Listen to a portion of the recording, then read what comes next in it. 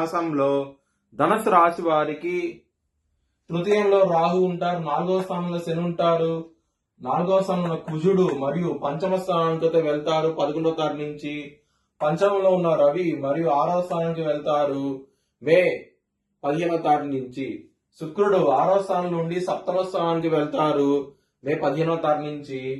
బుధుడు పంచమ స్థానం నుంచి 6వ స్థానానికి వస్తారు 15 మే నుంచి, మరియు 6వ స్థానం నుంచి 7వ స్థానానికి వస్తారు మే 29వ తారీఖు నుంచి. గురువు సప్తమంలో ఉంటారు, కేతువు 9వ స్థానంలో ఉంటారు. ఇది గ్రహస్థితి ధనుసు రాశి వారికి.